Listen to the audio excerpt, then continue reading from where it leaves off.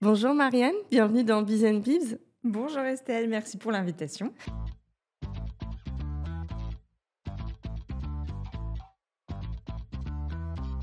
Merci d'être là. Tu es venue de Tours en plus, spécialement pour cet épisode. Donc voilà, je suis trop contente. En plus, on va parler d'un sujet qui est très important pour mes auditeurs, pour tout parent, le sommeil des bébés. Et oui, je fais plusieurs choses, j'ai plusieurs cordes à mon arc, mais le sommeil, c'est ce qui intéresse le plus les parents. Exactement. Donc toi, effectivement, tu es spécialiste du sommeil des bébés. Tu accompagnes depuis plusieurs années les parents à retrouver des nuits plus sereines, mais aussi à prendre confiance dans leur nouveau rôle, souvent chamboulé dans les premiers mois de vie de bébé. Tu formes également les pros de la petite enfance pour améliorer le sommeil en crèche et en collectivité. Bref, quand il s'agit de bien-être, de développement et surtout de sommeil des tout-petits, tu es une vraie référence.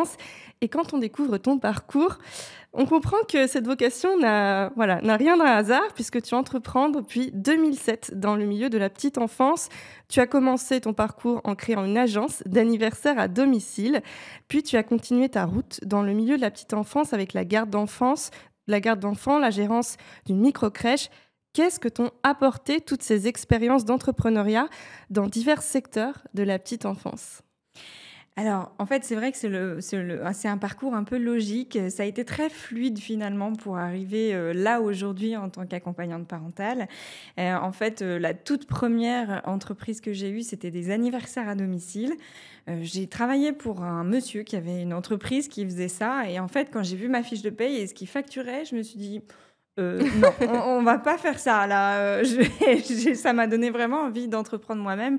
Et à l'époque, c'était beaucoup plus facile parce qu'on pouvait communiquer très facilement.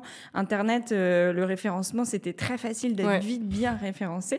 Donc j'ai eu cette agence d'anniversaire à domicile et ça m'a apporté beaucoup d'autonomie et beaucoup de cette envie d'entreprendre et de prendre des initiatives et d'être très autonome. Je suis assez solitaire comme personne. J'ai besoin de beaucoup de solitude dans ma vie en général, surtout en tant que maman de 3 enfants. Il y a beaucoup de bruit chez moi régulièrement et j'ai encore plus besoin de ces temps pour souffler.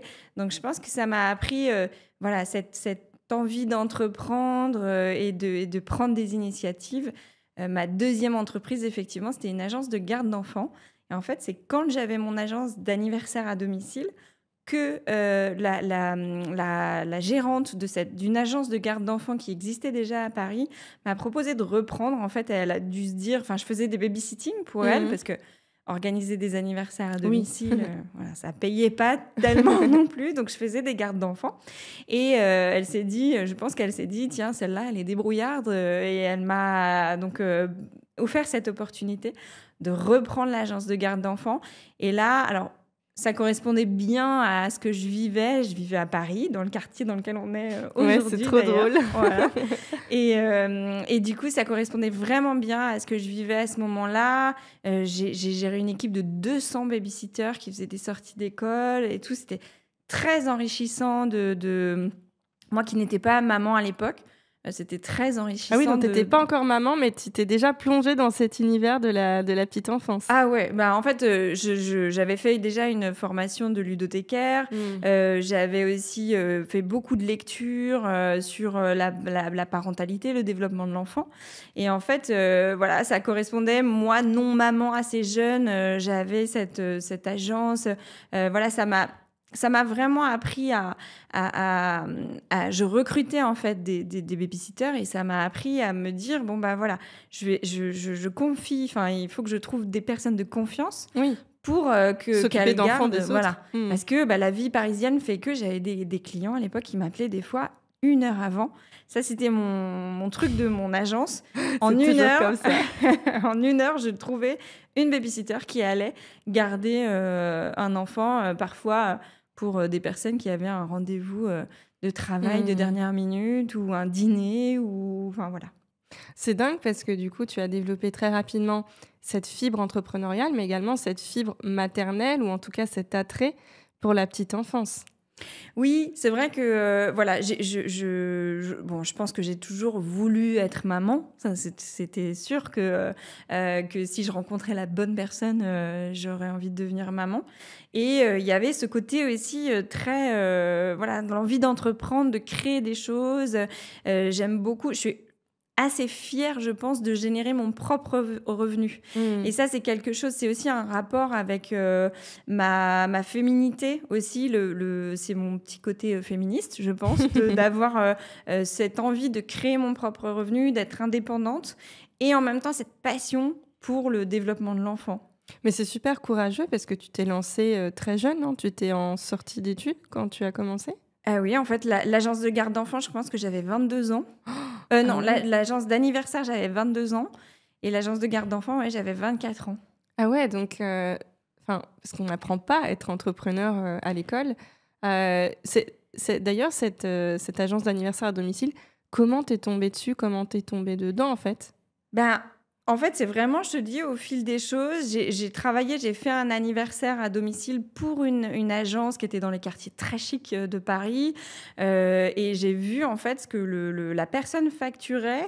Et je me suis dit, mais en fait, Il y je a vais quelque créer mon chose. propre... voilà, je vais faire comme je faisais des babysitting, en fait. Je mettais des annonces, je distribuais des flyers. À l'époque, faire de la communication, même à Paris, pour son entreprise, c'était beaucoup plus facile que maintenant.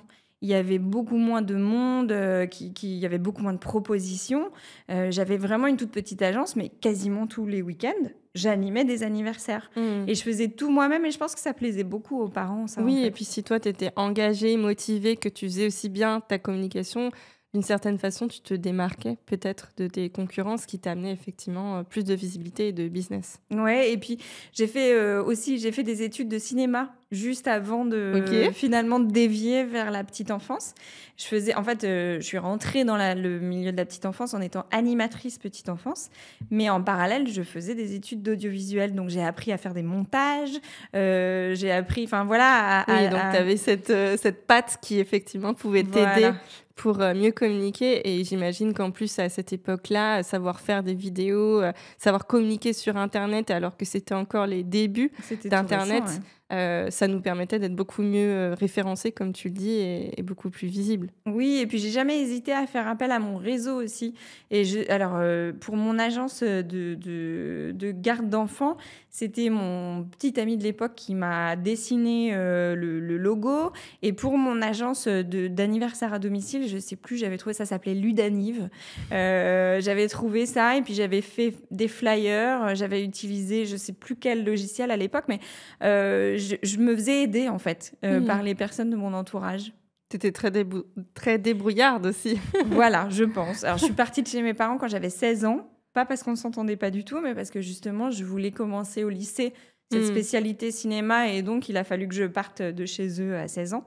Et je pense que ça m'a donné cette Ouais. autonomie, cette débrouillardise-là dont j'ai fait preuve après. Bon, alors à quel moment tu es toi-même devenue maman? Alors après, j'avais cette agence de garde d'enfants donc à Paris. J'ai rencontré mon mari qui est tourangeau. La question s'est pas posée longtemps de savoir qui allait rejoindre l'autre.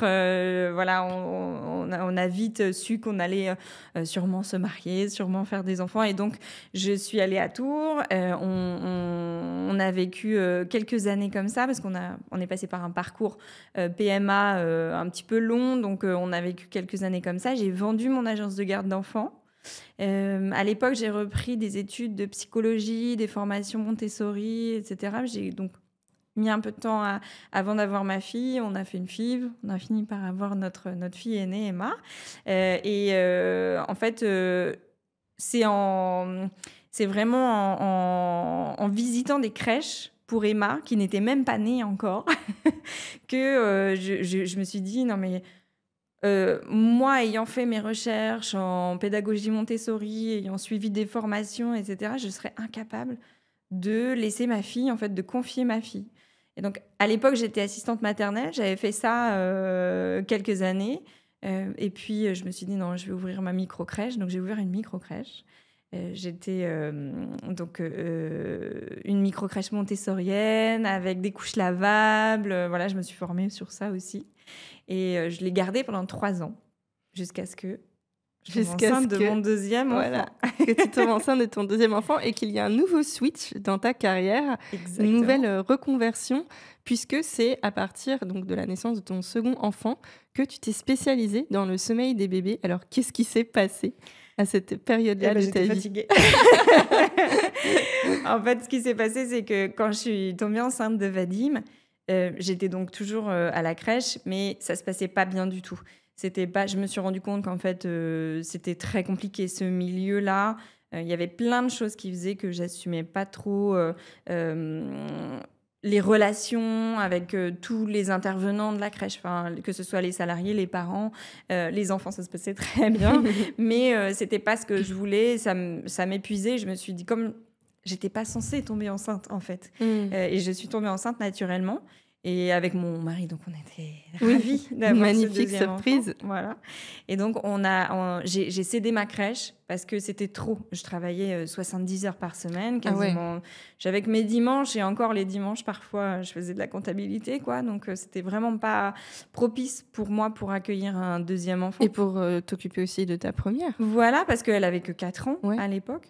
Et en fait, donc j'avais pris 1 an pour elle, le temps de monter la crèche, où j'étais avec elle tout le temps. Elle m'a suivie sur tout ce parcours de création d'entreprise. Je la trimballais avec moi partout. Bon, on sait pourquoi tu es ici, hein, une vraie Biz and Bibs, Marianne. Exactement. Et donc mon deuxième est né.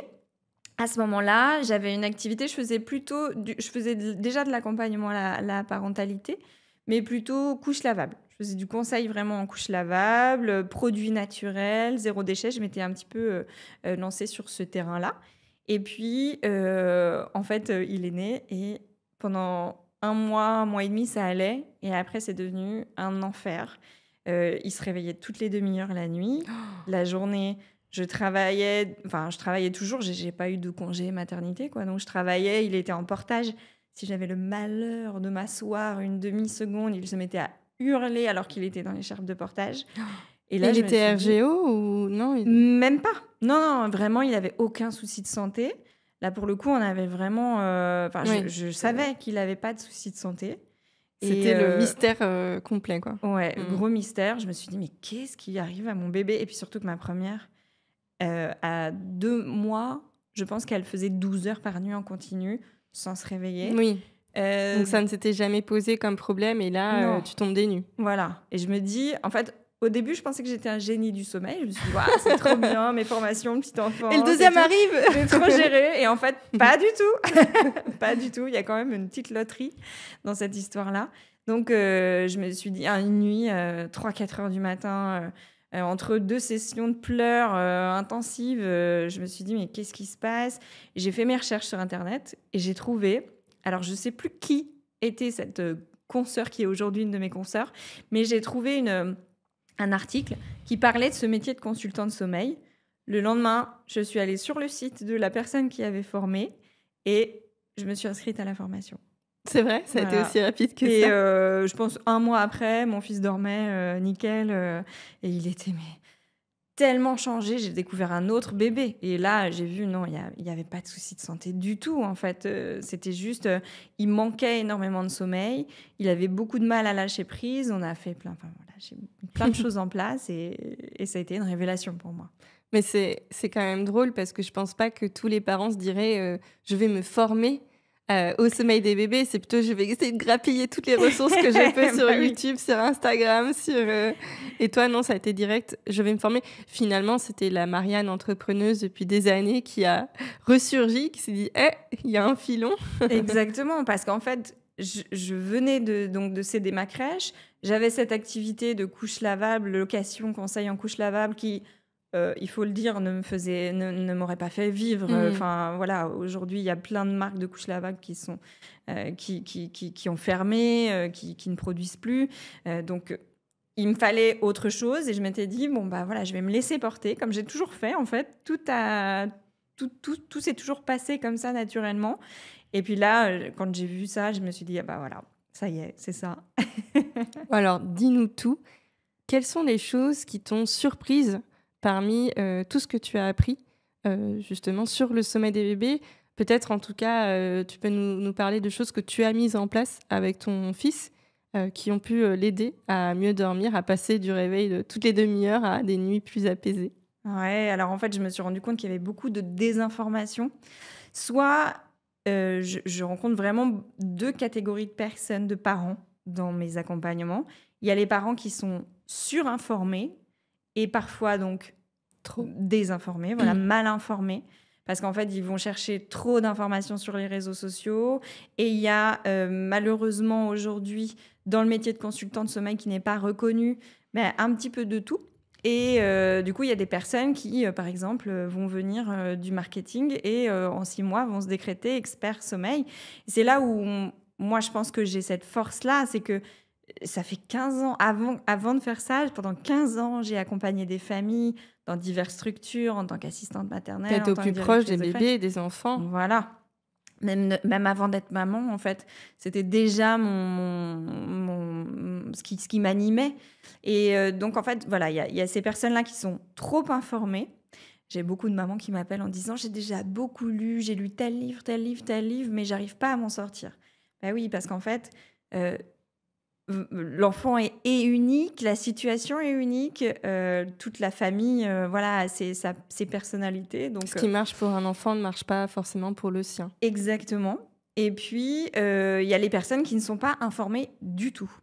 Et je me suis rendu compte aussi que il y avait aussi, enfin, j'avais aussi en tant que pro de la petite enfance un gros manque sur le sujet du sommeil. Je me suis rendu compte que même les pédiatres n'y connaissent pas grand-chose. Moi, une de mes meilleures ambassadrices, c'est la pédiatre de mes enfants qui me recommande à tous ses patients. Donc, les médecins ne sont pas formés correctement. Ah, mais ils nous disent rien, hein. Enfin, clairement, moi, en tant que maman d'un petit bébé, enfin, je pense que j'ai dû poser parfois des questions à mes pédiatres qui ne m'ont jamais conseillé sur le sujet. Je pense que c'est pas leur rôle, en fait. C'est pas leur rôle. Eux, ils sont plus dans le soin, dans le médical. Là, moi, ce que je propose en accompagnement, c'est un accompagnement éducatif. C'est une éducation au sommeil. C'est pas du tout médical, en fait. Il y a rien de médical. Évidemment, il y a des ressources scientifiques Oui, sur lesquelles mes consoeurs et moi, on se base pour appuyer nos propos et donner des conseils.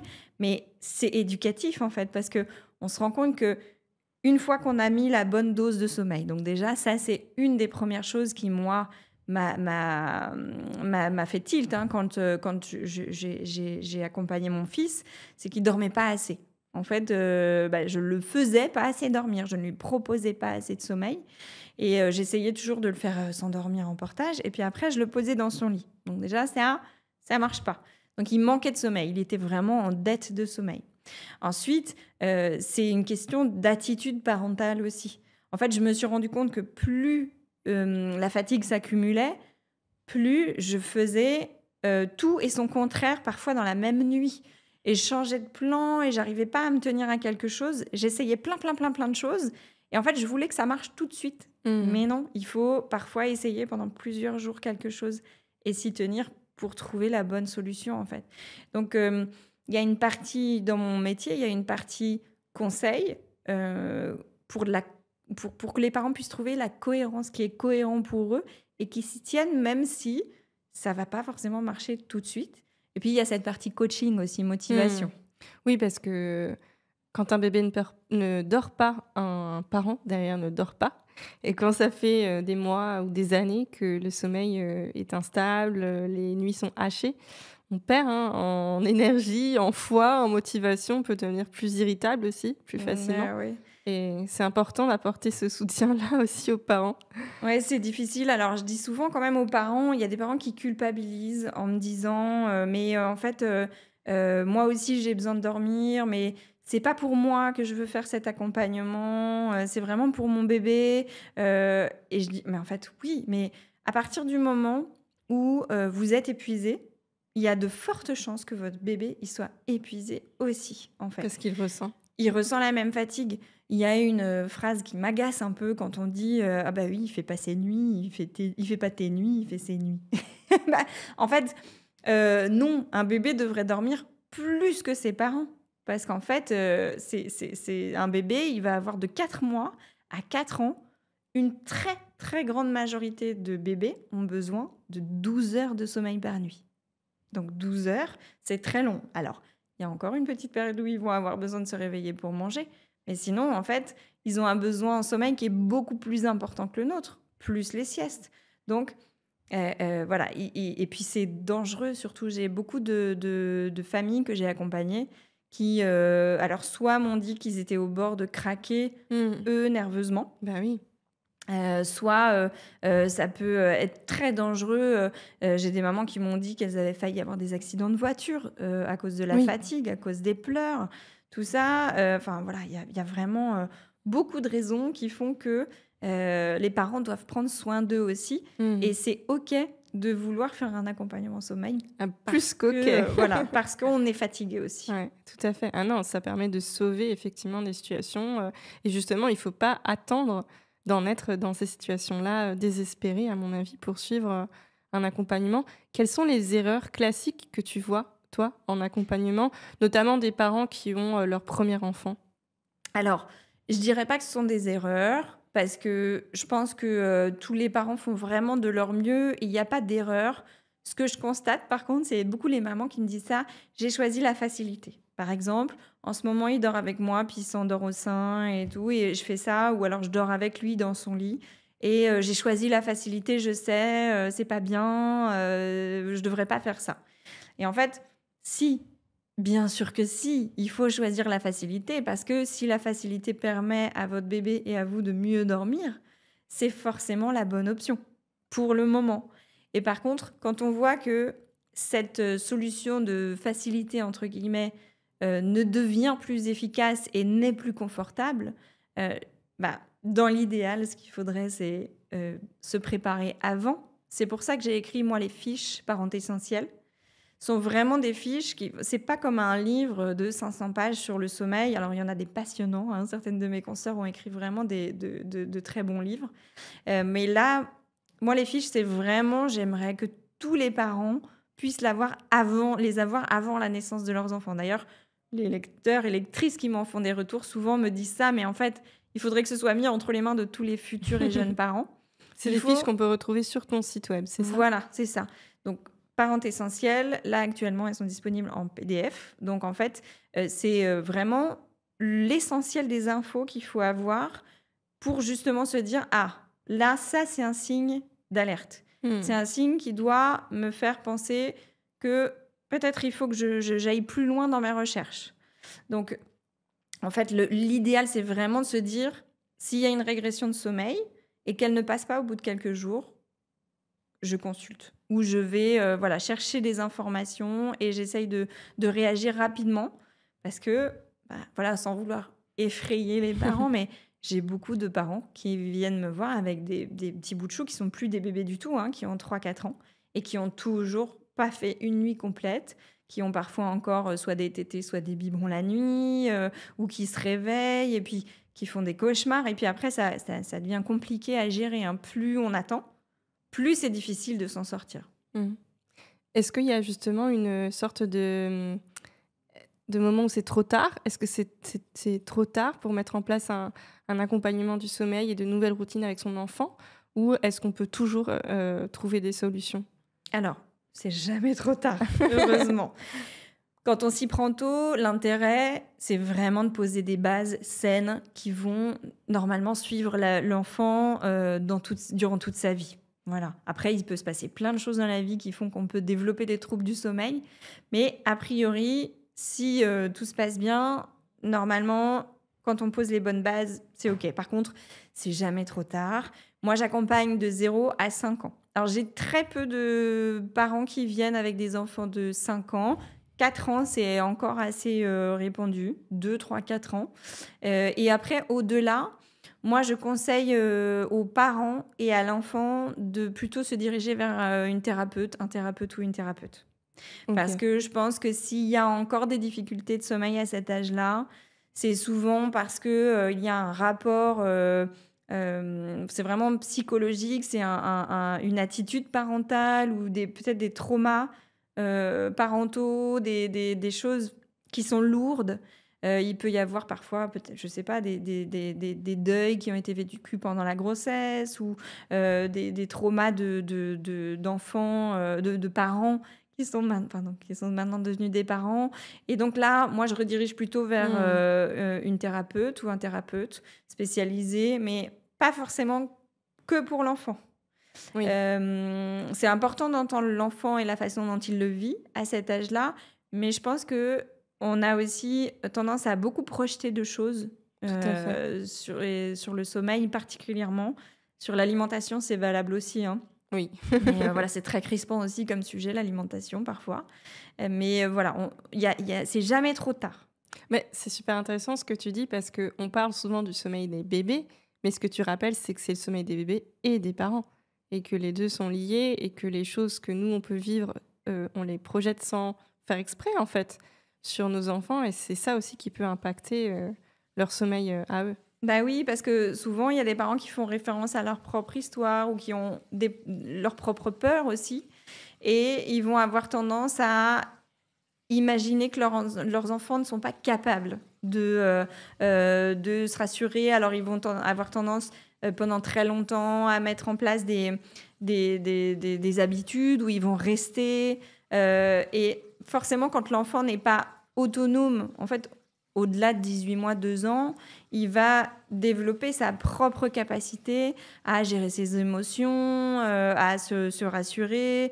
Même tout petit, hein, les tout petits, à partir de 3-4 mois, ont des capacités d'auto-apaisement. Il faut les laisser se développer ça. Et si on est tout le temps présent, alors évidemment, on ne va pas les laisser tout Oui. seuls pour gérer tout ça.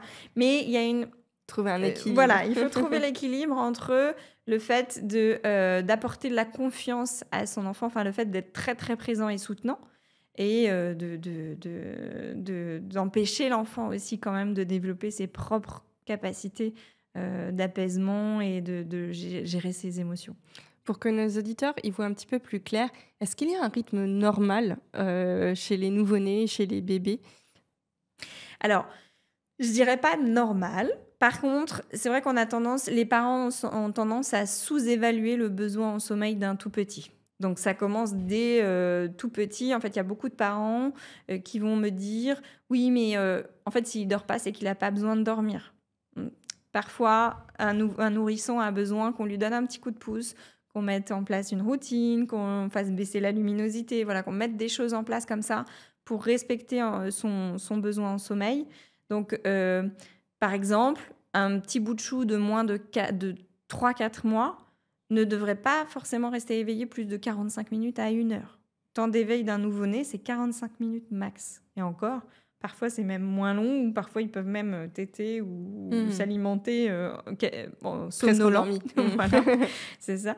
Donc, il n'y a pas de norme. Par contre, il y a des chiffres à avoir en tête avec des temps d'éveil plus que des temps de sommeil. Il y a aussi des temps de sommeil qui sont préconisés, mais c'est des fourchettes assez larges. Alors que les temps d'éveil, on va avoir vraiment des créneaux qui vont être plus restreints. Donc jusqu'à 4 mois, ça va être 1 heure, 1 heure et quart. Après, on va passer à 2 heures jusqu'à environ 8-9 mois. Et après, on va avoir de moins en moins d'importance de ce temps d'éveil. Quoique, tant que la sieste persiste, par exemple, un enfant qui est passé à une seule sieste, disons de 18 mois à 4 ans, sa sieste, elle devrait être vraiment au milieu de sa journée. Donc, pour la plupart des enfants, ça va être vers midi, midi et demi. Finalement, c'est vrai que les parents aussi ont cette peur que si leur enfant dort la journée, il ne dorme pas la nuit. C'est vrai que ça, c'est encore une croyance qui est assez répandue. Je pense que ça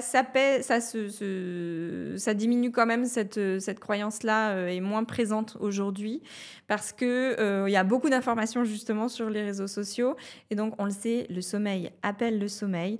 Si on fait sauter une sieste, en fait, ce qui va se passer, c'est, on prend un exemple, un petit bout de chou de 9 mois, il a besoin de 2 siestes dans sa journée, on fait sauter la sieste du matin en espérant qu'il va mieux dormir le soir. En fait, c'est vrai que si ça arrive une fois, il est possible que le soir, il s'endorme beaucoup plus rapidement et que dans la nuit, il se réveille moins et qu'il fasse une nuit peut-être plus longue.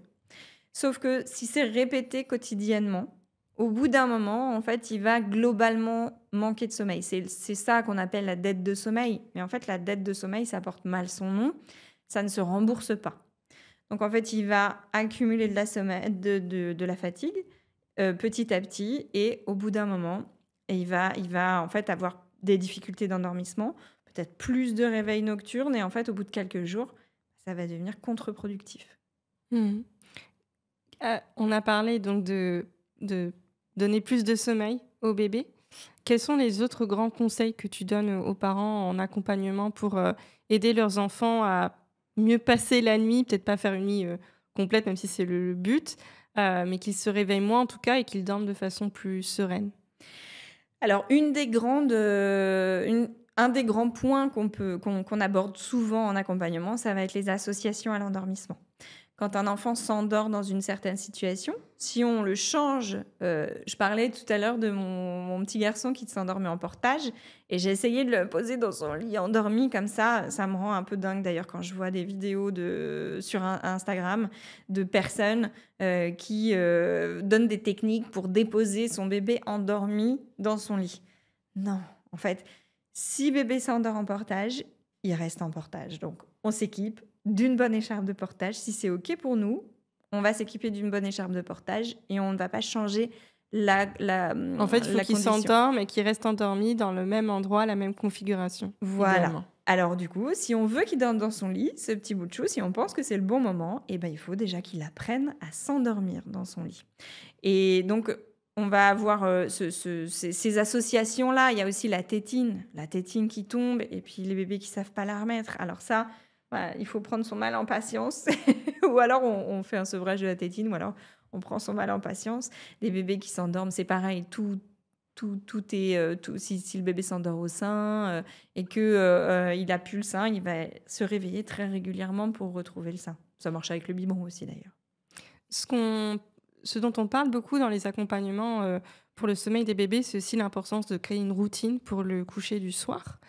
Sauf que avec des bébés, on a le pic de croissance, on a les dents, on a les rhumes, on a la peur de la séparation. Comment est-ce qu'on peut créer une routine qui reste adaptable à travers, toutes ces épreuves qu'on vit en tant que parents et bébés? Alors la routine, c'est vrai que c'est toute une histoire parce que c'est un des conseils qu'on va donner toujours. Alors je dirais même au-delà du coucher du soir, on peut utiliser la même routine pour les siestes aussi. Ça, c'est une bonne façon d'accompagner son bébé pour les siestes à s'endormir dans son lit, si on pense que c'est le bon moment, que c'est adapté. Donc, en fait, la routine, pour un enfant, moi, je dirais jusqu'à 18 mois, 2 ans, il y a pas besoin d'une routine de dingue.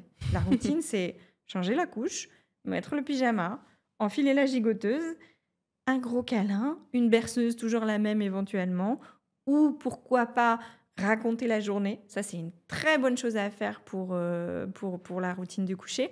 Mais c'est pas 15 histoires. Enfin, voilà. Jusqu'à 18. Moi, je crois qu'on a commencé avec mon mari, parce que c'est mon mari qui lit les histoires. Il a commencé à lire les histoires du soir à nos enfants à partir de 18 mois, 2 ans à peu près, pour le deuxième et la troisième, qui avait des rapports au sommeil un rapport au sommeil un peu moins évident que ma fille aînée. Donc, et la routine, si on sent que l'enfant est fatigué, on peut se permettre de l'abréger. Voilà, on va essayer de pas, au contraire, la faire durer. Il y a des parents qui essayent de faire durer pour... Alors souvent, c'est pour essayer de contourner les pleurs. Ouais. Voilà. Mais donc, non, faut plutôt, au contraire, l'avancer et réduire le temps de la routine. Mais Parce que plus on reste dans la chambre, plus bébé a du mal à s'endormir ou?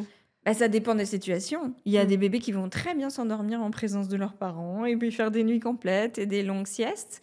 Mais en fait, non, c'est pas tellement la présence parentale ou le temps qu'on va rester. C'est surtout une question de est-ce que le temps de sommeil global de l'enfant correspond à son besoin. Et s'il est en manque de sommeil, bah, au lieu de vouloir repousser son coucher, c'est la même chose que ce qu'on disait pour les sièges juste avant.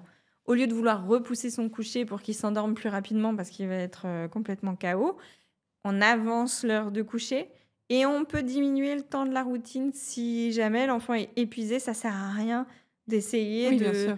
voilà, de refaire une Si on voit les berceuse signes ou de voir. fatigue, Ouais, voilà. mmh. Peut-être que ça peut être contre-productif aussi. Plus on va ajouter des choses à la routine, plus on va chanter des chansons, voilà, plus on peut faire monter la tension et la fatigue en fait. OK. Moi, c'est vrai que typiquement, mon fils, on a une routine, on le met au lit et en fait, il bon, ça dépend. Il a ses 2 tétines dans le lit, il va les prendre, il va dormir comme ça avec chacune, une dans chaque main. Mais il y a des fois, en fait, il se retourne et il vérifie qu'on est encore dans la pièce. Et il y a des fois où ça passe, s'il nous voit partir, ça passe et il s'endort. Il y a des fois où ça passe pas du tout. Et il se met effectivement à pleurer. Des fois, il voit qu'on part, nous on le laisse. Évidemment, on ne veut pas le laisser pleurer trop longtemps. On distingue les chouinements de je suis un peu triste, mais je vais m'endormir, de ça dégénère et ça devient des vrais pleurs. C'est vrai qu'avant, l'ancienne école, les pédiatres, etc., recommandaient notamment de laisser leurs enfants pleurer. Toi, t'en dis quoi de tout ça et comment est-ce que, en tant que parent, on peut gérer les pleurs? Parce que dans la question des sommeils des bébés, il y a cette question-là des pleurs aussi qui, quand les bébés ne veulent pas dormir, ne veulent pas même s'endormir lors du coucher, pour les siestes ou pour le soir, ça peut dégénérer en longs pleurs et c'est ça aussi qui est très pesant sur les nerfs et le moral des parents. Alors, les pleurs, c'est un sacré sujet, hein. C'est hyper crispant, c'est hyper touchy. En fait, on a tendance, enfin, il y a beaucoup de désinformation sur les pleurs aujourd'hui. D'ailleurs, je travaille avec un collectif d'autres consultants de sommeil et on va lancer différentes communications prochainement sur ce sujet-là. Et j'ai une de mes consoeurs qui a écrit tout un livre sur le sujet.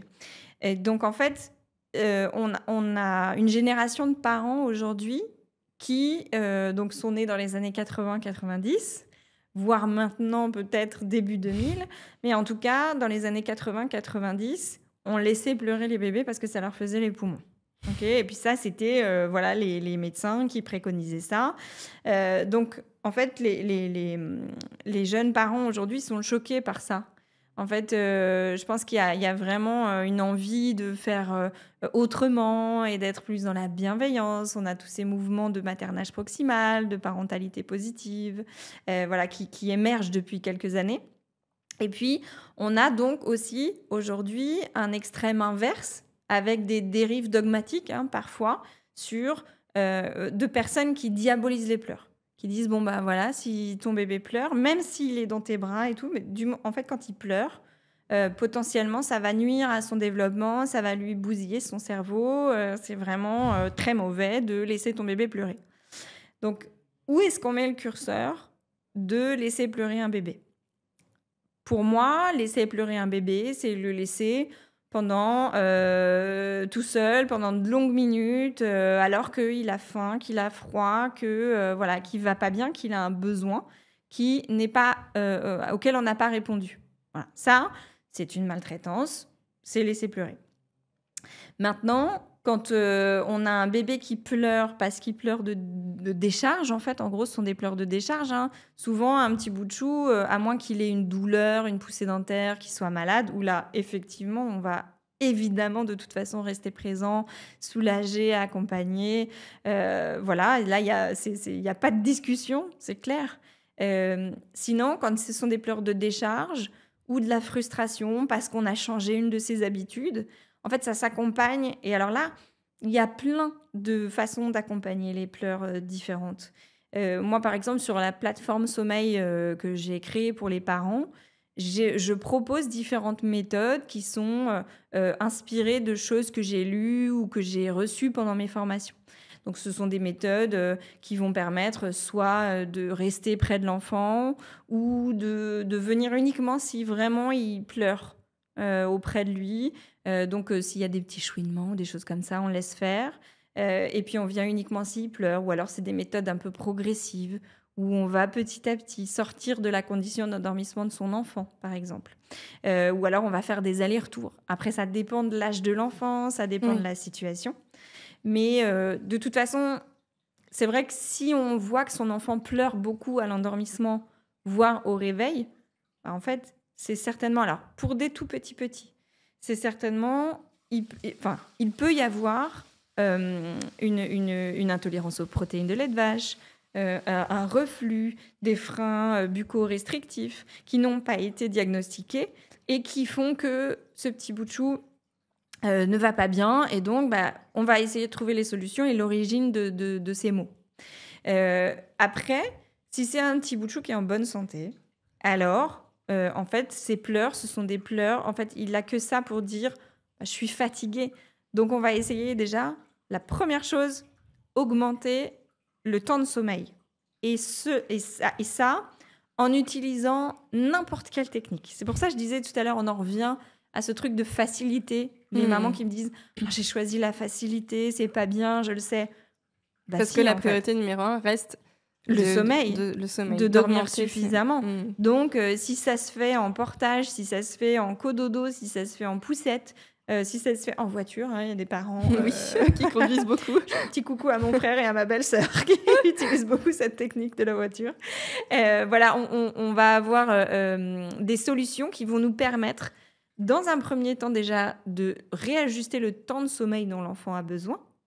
Et ensuite, si on constate, je ne sais pas, imaginons, on constate qu'un endormissement bercé ne convient plus parce qu'après, il y a des réveils multiples pendant la nuit parce que l'enfant cherche à retrouver cette condition de bercement, mais que soit c'est devenu épuisant pour les parents, soit en fait, même en berçant, des fois j'ai des parents qui m'appellent, ils me disent mais en fait on essaye de rebercer la nuit mais ça ne marche pas, il va rester 1 heure éveillé, il va pleurer et tout, donc ça veut dire que ça ne fonctionne plus. Mon plus. fils, il me pousse maintenant. Voilà. Il me pousse, il veut le lit. Ça, c'est un des signes, ça, des parents qui me disent des fois. Quand il s'endort, il pleure et puis il me repousse. Mais quand je le mets dans son lit, il pleure encore. Oui. Et là, il y a clairement une dissonance entre ce dont bébé a besoin, parce qu'en fait, il le sait qu'il a besoin de dormir et qu'il a besoin de calme. C'est pour ça qu'il pousse. Mais après, en fait, quand il est dans son lit, comme il n'a pas encore appris à faire autrement que dans les bras, par exemple, il va aller chercher à retrouver ça quand même. Il y a une... c'est il un se sentiment retourne paradoxal. finalement vers ce qui est familier pour lui, même si c'est pas ce qu'il lui faut pour s'endormir. Dans tes accompagnements, du coup, les parents peuvent piocher en fonction de l'âge de leur enfant les techniques, les conseils qu'ils peuvent appliquer pour leur quotidien. Oui, alors la base de mon accompagnement, ce que je conseille, c'est une plateforme. Donc, c'est une adhésion à une plateforme et qui est vraiment développée pour accompagner toutes les éventuelles difficultés de sommeil de la naissance jusqu'à 5 ans. Donc, en fait, c'est un parcours. Je guide les parents. De toute façon, être parent, c'est un parcours en soi. Donc... Exactement, c'est un petit parcours. Donc, ça commence par les fiches, les fameuses fiches qui sont évidemment sur la plateforme. Et puis ensuite, on va passer à des vidéos une vidéo, par exemple, d'aide pour établir son plan de sommeil. Dans quel ordre faire les choses ? Est-ce que je dois d'abord m'occuper des siestes ? Est-ce que je dois d'abord m'occuper de la nuit ? Voilà, on va avoir des vidéos et des vidéos qui vont être aussi plus détaillées sur le sommeil des 2-5 ans parce que c'est encore d'autres enjeux. Et puis après, on va avoir des modèles de plan de sommeil et des podcasts qui vont rentrer, des petits podcasts. C'est vraiment, c'est pas comme le podcast d'aujourd'hui. C'est entre 1 minute et 8-9 minutes. Typiquement, le truc qu'on peut écouter un peu en urgence quand on cherche des informations. Exactement. Donc après, une fois que les parents ont suivi le début du chemin, ils arrivent au petit podcast et là, on va rentrer vraiment dans le détail. Des podcasts sur comment faire un sevrage de la tétine, comment travailler sur l'endormissement autonome, comment accompagner les pleurs. Là, il y a plein de podcasts sur cette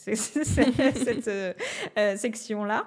Voilà, et donc, on a cette plateforme-là. Il y a beaucoup de parents qui s'en sortent avec la plateforme et certains ont besoin d'un petit coup de pouce supplémentaire.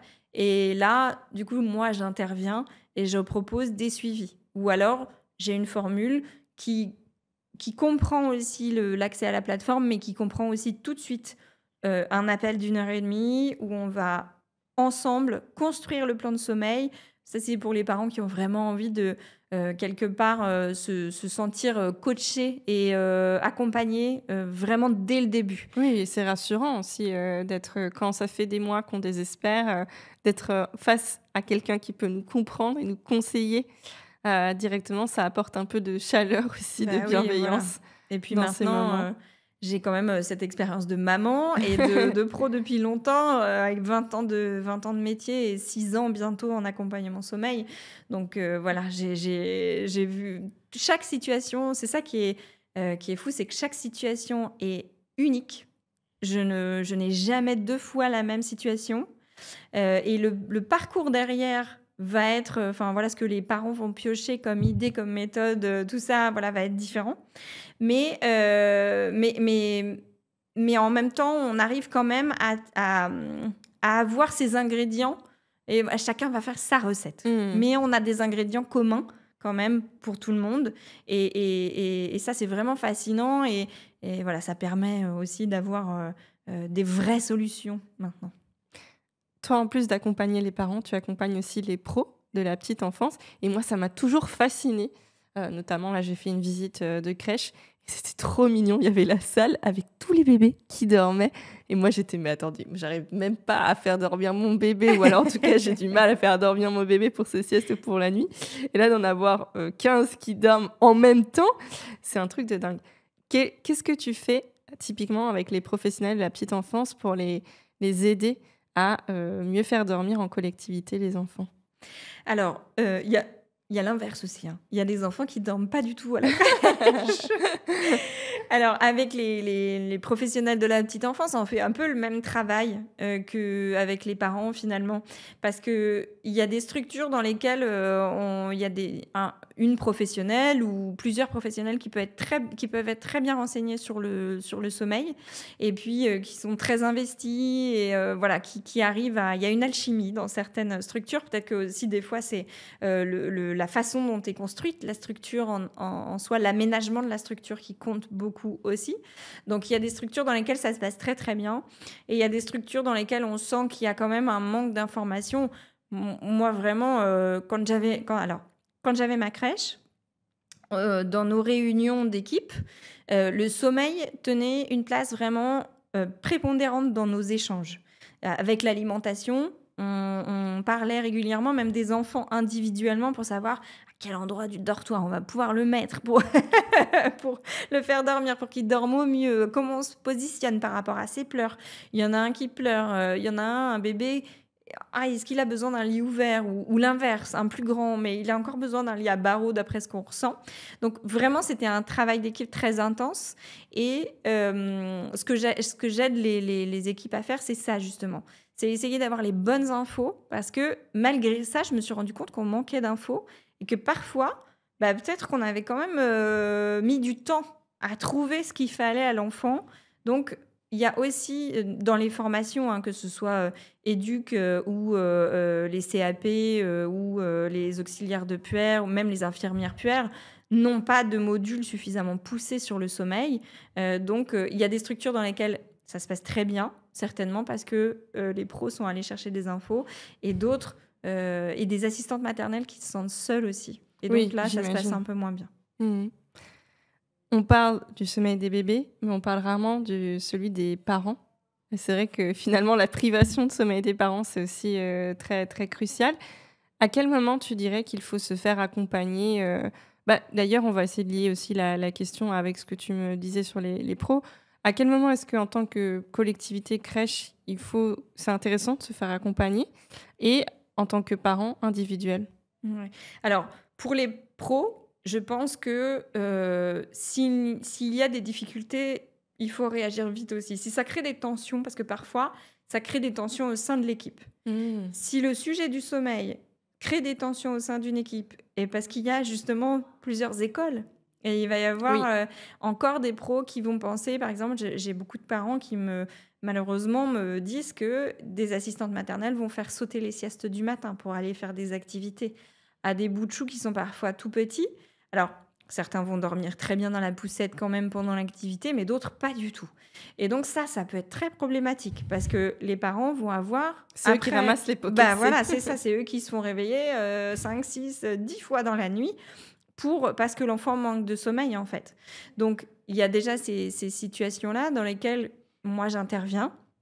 Parfois, ce sont les parents qui prennent l'accompagnement et on intègre l'assistante maternelle dans l'accompagnement. Ça peut être fait. Ou alors, je vais directement dans les structures. Donc, s'il y a des conflits entre les pros, moi, je vais venir faire de la médiation et donner les bonnes informations. Et aider aussi à l'aménagement. Alors, j'aime bien me déplacer. Et Oui, aller, c'est ce que j'allais voilà. dire parce que finalement, l'environnement compte énormément aussi dans le sommeil des bébés. parfois, certaines structures, en fait, ils ont besoin de conseils sur l'aménagement, ou soit en tout début de création de structure. Ça peut être intéressant quand on a pour projet, il y a beaucoup de micro-crèches qui se développent, ou beaucoup de MAM, des maisons d'assistantes maternelles qui se développent. Donc, pour être sûr de bien mettre en place les bons aménagements, et puis pour avoir les bonnes infos, une journée de formation, donc quand ça crée des conflits entre les professionnels. Et pour les parents, je dirais que ce serait bien s'ils ont l'info, s'ils nous écoutent aujourd'hui, réagissez avant d'être vraiment dans une situation où vous vous sentez épuisé, où votre bébé ne fait plus que pleurer. Parce que plus vous allez... Alors, on a dit tout à l'heure, il n'est jamais trop tard. Mais on parlait de pleurs tout à l'heure. Ça peut se passer beaucoup plus facilement si on s'y prend tôt et si on ne laisse pas la situation vraiment se dégrader. Alors que si la situation est dégradée depuis plusieurs années, parfois quand j'ai des accompagnements avec des enfants de 4 ans, je me dis c'est pas forcément les plus faciles. Oui, et puis ça va prendre beaucoup de temps pour être rétabli. Alors, c'est pas forcément une question de temps, c'est une question d'intensité, des émotions qui vont traverser l'enfant et de l'effort que ça va lui demander, d'accepter des modifications dans ses habitudes de sommeil. Oui, bien sûr, à cet âge-là, c'est compliqué de changer. Ce serait quoi ton conseil ultime, même si tu en as déjà donné plein, que je vais essayer de récapituler, mais on a parlé du coup de l'importance de ne pas sacrifier le sommeil de bébé, en tout cas de laisser dormir assez, de bien penser à l'environnement dans lequel il dort, la routine ok, mais faire gaffe aux signes de fatigue, ne pas vouloir surcharger cette routine pour écouter son bébé, le laisser dormir quand il peut, ne pas qu'il s'endorme, en tout cas changer l'endroit où il s'est endormi. Donc, cet épisode est déjà pépite pour toutes ces raisons-là, pour les parents qui nous écoutent et qui sont en quête de conseils pour mieux faire dormir leur enfant. Toi, quel serait ton conseil ultime pour les parents épuisés qui peuvent nous écouter ? Je pense que c'est l'observation. L'observation et se faire confiance quand même, parce qu'on connaît son bébé. Donc, c'est important de bien l'observer et de aussi se fier à son ressenti. Quand je commence les accompagnements sommeil, je demande souvent aux parents quel degré d'investissement est-ce que vous voulez que je prenne dans cet accompagnement. Est-ce que vous avez besoin d'être coaché et vous avez besoin que je vous donne différentes solutions? Alors, c'est toujours eux qui choisissent. De toute façon, c'est toujours eux qui mettent en place à la maison. Moi, je ne suis pas là. Donc, évidemment, c'est toujours eux qui choisissent. Ou alors, est-ce que vous avez besoin plus d'être écouté et de me proposer des choses?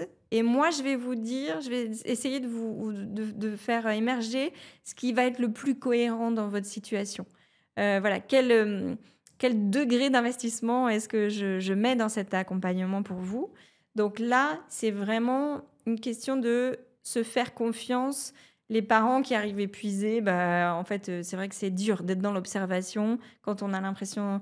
Une phrase que j'entends beaucoup, c'est « j'ai tout essayé et il n'y a rien qui fonctionne ». Il y a même des parents qui m'ont dit « on n'y croit pas, franchement, on fait appel à vous, mais on n'y croit absolument pas ». En général, ça donne les meilleurs avis Google. J'imagine. Pour ces parents-là.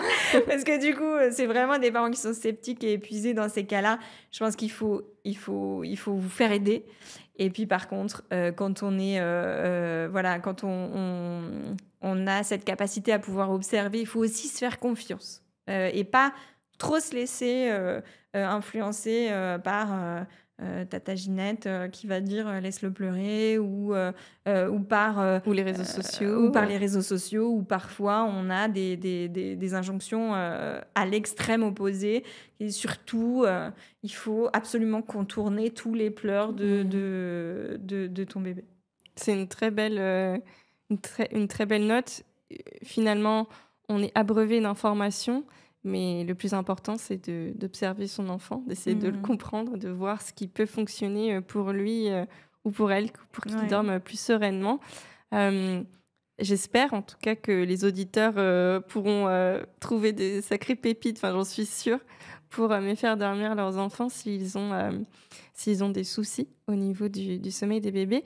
Marianne, où est-ce qu'on peut te retrouver pour continuer de suivre toutes tes pépites? Parce que non seulement tu accompagnes les parents sur le sommeil, mais aussi sur plein d'autres sujets sur l'alimentation, sur la continence.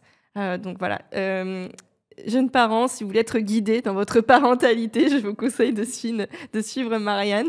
Oui, alors sur les réseaux sociaux, actuellement, c'est Marianne accompagnante parent, parce que je ne pouvais pas mettre accompagnante parentale, c'est trop long. Donc il y a un petit underscore entre chaque mot. Marianne accompagnante parent, sinon mon site c'est mariannebertrel.com.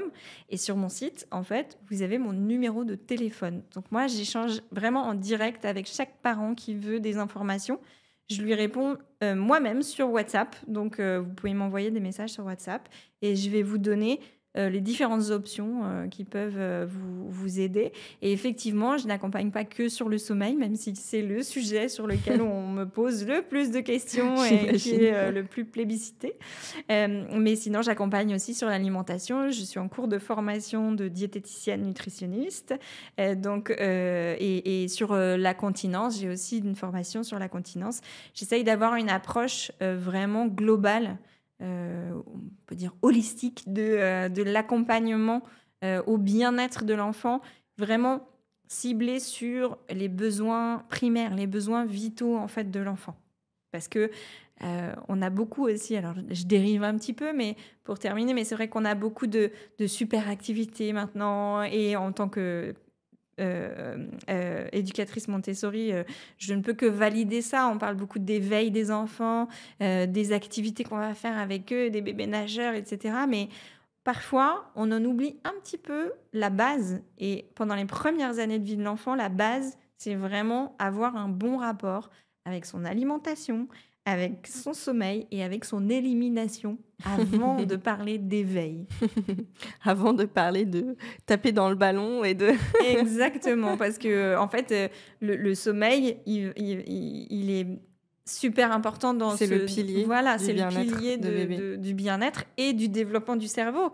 Si on n'a pas une alimentation équilibrée et un sommeil reposant, eh ben, en fait, le cerveau il n'est pas disponible pour retenir ce qu'on apprend, pour intégrer toutes les choses que les bébés voient et découvrent au quotidien. Donc, si vous voulez que votre enfant s'éveille bien, développe un langage très élaboré, et ben d'abord, il faut commencer par le faire dormir et manger correctement. On adore en tout cas cette approche holistique. Tu es pour résumer, la super alliée des parents, que ce soit des parents de nouveau-nés, mais aussi de petits bouts un petit peu plus grands.